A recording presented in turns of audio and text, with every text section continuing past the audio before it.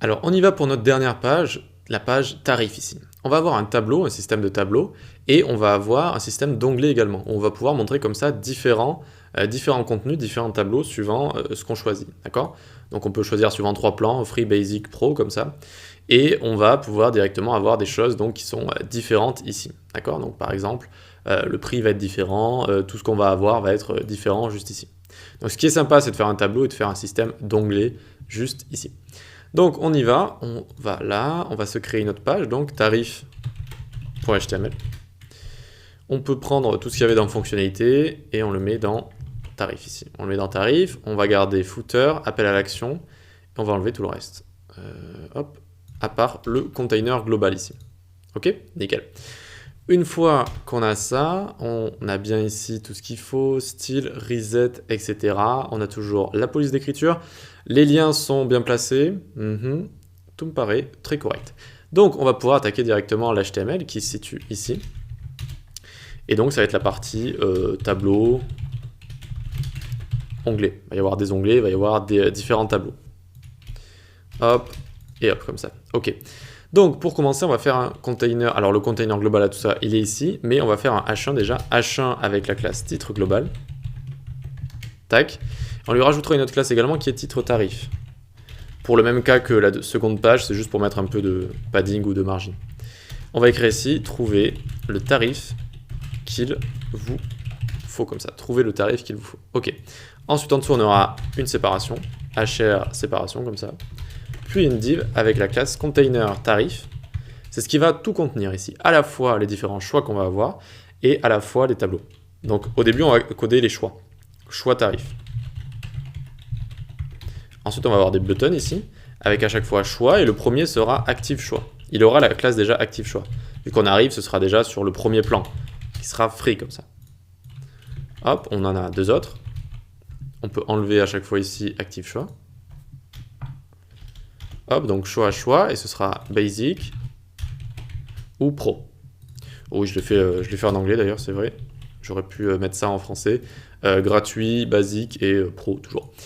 Donc on a notre premier ici, choix tarif directement, très bien. En dessous, il faut ce qu'on va montrer, c'est-à-dire le contenu, quoi. Donc ici, on fait div.contenu tarif. À l'intérieur, on va avoir une div avec la classe panneau et avec la classe panneau active. Donc pareil, ce sera le panneau qu'on verra dès le départ. Et à l'intérieur, c'est parti pour faire un tableau. Donc table en HTML, avec la classe, on lui rajoute tableau ici. Et puis on fait notre premier TR. Dedans, il va y avoir les titres TH, table heading. Donc service, et j'ai mis en dessous taille, où on aurait pu mettre nombre. Voilà, en fonction de ce qu'on va choisir, on aura plus ou moins de sites, on aura plus ou moins d'hébergement, etc. Très bien, donc là on a fait le heading, on a fait les deux titres du tableau. Maintenant on fait TR, ça veut dire table row à chaque fois. D'accord, ça à chaque fois c'est des rows, c'est des rangées. Et ensuite TD. Alors là, pour le coup, je sais pas ce que ça veut dire. Je crois que ça veut dire table data, je crois. Je crois que ça veut dire ça, table data. Et donc, on va avoir prix ici, 0 € / mois, comme ça. 0 € par mois. Ok, donc ça, c'est la première rangée. Donc, ce sera la partie gratuite. Donc, prix 0 par mois. Ensuite, on va avoir ici nombre de sites web. D'accord, donc nombre de sites web. Et donc, on imagine, je sais pas, on va en avoir 5 ici, ce qui est quand même très beaucoup pour un plan gratuit, mais bon, c'est juste pour mettre du contenu. Ici, ensuite, on va avoir compte mail, le nombre de comptes mail qu'on peut avoir. Tac, ici, on va en mettre 5 également. Ensuite, on va avoir une autre rangée, la bande passante, par exemple. On va mettre 100 gigabits, 100 GB. Tac, 100 GB ici. Ensuite, on va avoir un certificat SSL, une sauvegarde et des CMS. Donc ici, on va avoir certificat SSL, ça va être gratuit. Donc ici, on va pu mettre gratuit, on aurait pu mettre oui également. Une sauvegarde quotidienne. Donc pour le plan gratuit, on va mettre non. Et enfin, ici, j'ai mis des CMS, donc on imagine une facilitation d'utilisation des CMS. Et ici, donc, on va juste avoir WordPress. Voilà. Donc, c'est notre premier tableau. Ici, c'est notre premier tableau. Ouvrons-le déjà pour voir ce qui se passe. On a le tableau qui est juste ici. Ça ne ressemble pas à grand-chose. En tout cas, ça ne ressemble pas à ça. D'accord, il est juste ici, là. Donc, c'est très bien ça, mais il va falloir en prendre deux autres également. Donc, les deux autres panneaux, Alors vous pouvez les copier-coller dans le code source final, on va pas s'embêter à réécrire tout ce qu'il y a à l'intérieur, d'accord? Donc on va prendre ces deux-là. Ici à chaque fois, donc table, panneau, donc moi je les prends à côté, je les prends dans le code source qui est juste à côté, tac et tac. Et ensuite on peut se retrouver directement ici. Et on va les mettre donc, à chaque fois on va prendre les deux autres panneaux, d'accord? Donc le premier c'est panneau active, on va en dessous. Et donc on va avoir ici, vous voyez, panneau, tableau, nickel. Et cette fois, il y aura des choses différentes ici. Vous voyez que là, il y a plus de CMS, plus de bandes passantes, etc. etc. C'est bon, on a fini avec tout ça. On a pris les deux autres tableaux. Le reste, c'est appel à l'action et footer. On l'a déjà fait. D'accord, on l'a déjà fait. Donc maintenant, on n'a plus qu'à styliser tout ça, styliser nos tableaux qui, pour l'instant, ne ressemblent pas à grand-chose juste ici.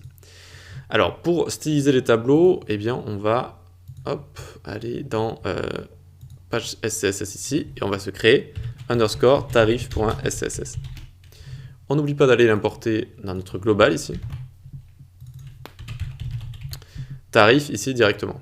Ok, nickel. Donc on va commencer par faire tout ce qui est onglet, d'accord? Et ensuite on pourra attaquer les tableaux qui sont juste en dessous, le contenu. Donc on vient ici faire titre tarif, juste pour le décaler un petit peu du top. Padding 120 pixels, 0, 20 pixels à droite et à gauche. Ensuite, container tarif. Lui va prendre un margin de 125 pixels en haut, auto à gauche à droite, 200 pixels. Donc on le centre tout simplement. On lui donne une width de 60%. On lui met une max width de 1100 pixels. Donc ça, ce sera notre tableau qui prendra ça, 1100 pixels. Et une min width de 300.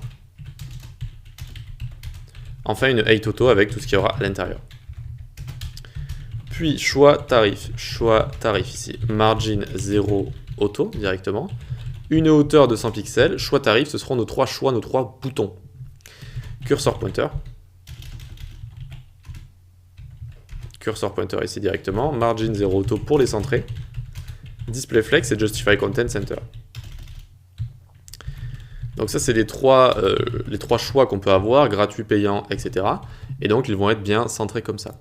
Il faut maintenant styliser, hop, c'est parti, nos choix. Et on y va ici. Font family, on va lui mettre Conforta sans serif, ce qui donnera un effet un petit peu plus stylé.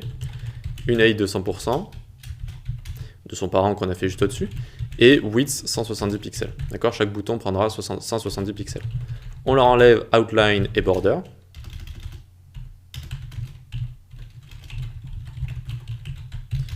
Et on peut leur mettre ici un extend, donc @extend ici, tac, flex double centre. Flex double centre comme ça. Ensuite, ce fameux texte qui aura à l'intérieur, donc free, etc., il prendra 30 pixels. Il aura un petit letter spacing, donc on va écarter légèrement les lettres de 3 pixels. Background, ce sera #333. Hop, ensuite on va lui mettre color FFF, et on leur a déjà mis, je crois, le cursor pointer. Cursor pointer directement, non, on ne leur avait pas encore mis ici. Très bien, voyons voir ce que ça nous donne juste ici. On a nos trois onglets, très bien, super. Pour l'instant, il n'y en a pas qui sont actifs comme ça, d'accord? Il n'y en a pas qui sont actifs. Et donc, regardez ce qu'on a ici. C'est assez sympa de ne pas mettre de bordure, en fait, et de mettre une bordure, enfin de souligner une bordure avec des ombres, d'accord? Et donc ici, on a mis, par exemple, un peu de box shadow pour venir souligner les ombres un petit peu ici. Comment on a fait? Choix de point NTH-child 1. Donc le premier, on va lui mettre box shadow, tac, moins 5 pixels sur X, vu qu'on veut que ça aille à gauche, moins 5 pixels pour aller en haut sur Y, 15 pixels de flou, RGBA, 0, 0, 0,2. Ok? Et ensuite, on peut lui mettre une petite border right blanche. Border right de 1 pixel solide FFF. Et les box shadows vont être différents selon nos onglets ici. Donc, tac, tac. À chaque fois, ils vont être un petit peu différents. Celui du milieu, on n'a pas envie d'en avoir sur X. Simplement juste moins Y, donc en haut, au-dessus, au plafond. Et le troisième, on a envie de l'avoir donc à droite, donc en positif sur X. Et ensuite, toujours au plafond comme ça. Voilà. Et le troisième, on n'a pas envie qu'il ait de border right comme ça. Et donc, normalement, ça nous donne ceci. Tac. On a bien nos différents éléments, on voit qu'il y a un peu de box shadow ici, et vous voyez que le box shadow ici on en voulait à gauche, ici on en voulait à droite, ici on en voulait juste au-dessus, donc il a fallu le régler suivant tout ça, quoi, tout simplement. Donc on va pouvoir, hop, aller juste en dessous, on va pouvoir créer déjà les classes qui vont nous permettre d'activer les onglets, ici ce sera active choix, background FFF, color OO. Ok, maintenant on peut attaquer tout ce qui est tableau, Donc pour le tableau, on y va. Border collapse, collapse. Qu'est-ce que ça veut dire ça déjà? Quand on va donner des bordures, eh bien elles ne vont pas... S'il y en a déjà une en fait, s'il y a deux bordures qui sont censées se toucher, au lieu que ça fasse 2 pixels, ça fera juste 1 pixel. D'accord? Ça fera juste 1 pixel. Du coup, ça va éviter d'avoir des bordures qui seront un peu plus grandes que les autres. C'est border collapse, collapse. Une width de 100% du parent qu'on a défini un petit peu plus haut. 8, ça va démarrer à 700 pixels. Hop, on reste centré sur tout ça, 30 pixels. Et on va venir prendre le background image que vous savez on avait pour tout ce qui est donc dans notre accueil ici. Le background image qu'on avait juste ici. Alors on va le prendre ici. Hop, hop, voilà, le background image, on le prend. Et on va le donner au tableau pour avoir un petit fond sympathique. Voilà, pour avoir un petit fond sympathique. Et donc on peut mettre également ici une color. Oh, couleur noire. Voilà. Très bien, on va s'occuper maintenant des petites cellules du tableau. Donc d'abord TH, Table Heading. Vu que c'est les titres du tableau, on met 40 pixels. Ensuite, TD,TH, on leur met border 1 pixel solide hashtag 222. Et vu qu'il y a border collapse collapse, ce sera tout le temps 1 pixel partout, et non pas des pixels qui peuvent être collés. Padding 8 pixels. Vertical line middle, ça va centrer dans un tableau verticalement, donc de haut en bas du texte. Et ça prend une width de 50%. Ok. Ensuite, TD, nos table data, juste nos table data, on leur met un petit padding left, donc pad left de 15 pixels. 15 pixels ici, très bien. Et on a quasiment terminé avec tout ça. On vient juste en dessous, tac, faire point panneau display none. Donc les panneaux vont display none de base, ils vont disparaître, sauf s'ils ont la classe panneau active. Ils seront display block. Tadam, on a réussi à faire tout ça. Et voilà, c'est nickel, ça fonctionne plutôt bien, c'est plutôt correct. On va s'occuper de la partie JS et responsive dans la prochaine vidéo.